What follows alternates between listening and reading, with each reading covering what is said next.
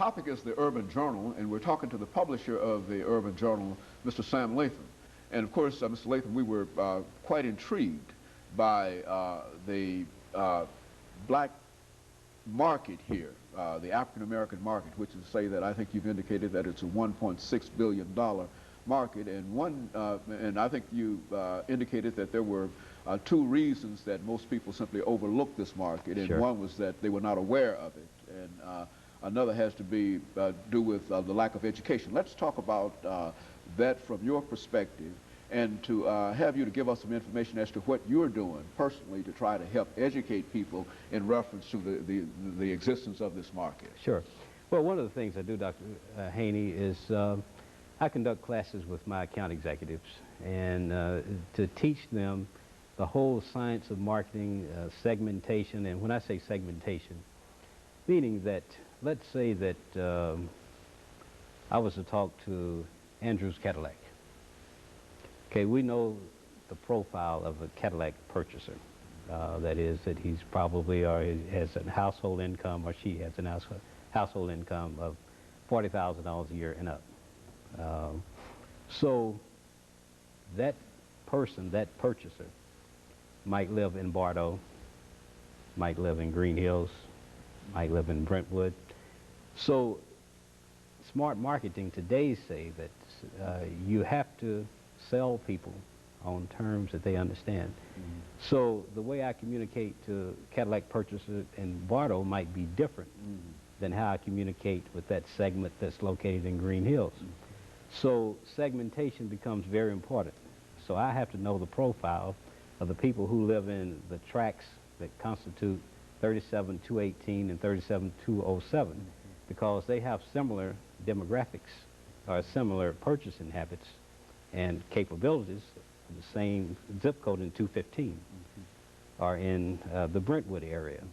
So I tell my advertisers, potential advertisers, that give me an opportunity to help you fashion a message that will be more or better accepted to my readers than what you could craft, because I know the mores and the habits of my readers, and they're different from the mores and habits of the general population segment. And so consequently, you would be expected to have more information. Correct. In reference to that. And this is, well, now, why is it that many of these organizations have not reached out in terms of trying to deal with this mass market? Well, pretty much, Dr. Haney, I don't think attitudes have changed much since the 60s. And, you know, if we look back, in 1960, you could reach 90% of the American population by tuning into 3 networks, ABC, NBC, and CBS. We know what has happened. The independents, the stations like what you're represented on, now has cut into that marketplace. So even TV has become fragmented. So now those 3 major networks reach perhaps about 52% of the homes in this country. So things change, but sometimes people lag behind on those changes. So that's why your specialty newspapers, publications, your independents, your cables, they're all gaining market share. So the black market is a victim of that same lack of diligence, due diligence.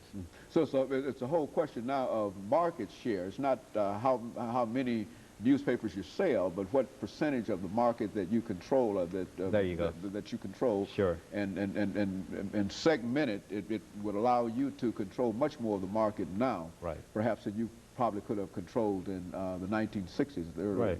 So I don't compete with the Tennessean for this overall about $7 billion market. I just say I want to be king of the hill in this $1.6 billion market, which is significant. When you look at how people allocate their advertising dollars and marketing dollars, which means that if you're a grocery store, you would probably set aside 2% of your gross income for advertising and marketing to cultivate that particular market. So if we use that conservative scale, we're talking about a $32 million a year advertising to black consumers. So it's a lot of money that goes into trying to attract that that particular market. So that's one of the reasons. I love what I'm doing, but that's one of the big reasons I want to stay in it and really advance the product. Now, what about the Urban Journal? This is your newest venture, and of course, it's a continuation, I think, as you've indicated. But what are you doing now in terms of dealing with the issues and whatnot?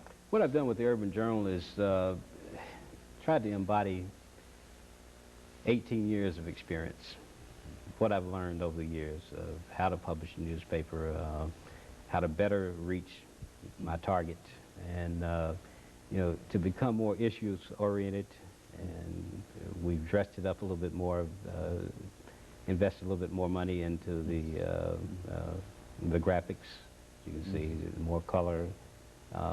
I've hired an illustrator to try to make it one of the more attractive papers in the marketplace, not just among African-American papers, but in the marketplace, period. And so all of these are changes that are all predicated upon advancing the newspaper further and making it a much more desirable product and accept. We wanted to make it both evolutionary and revolutionary.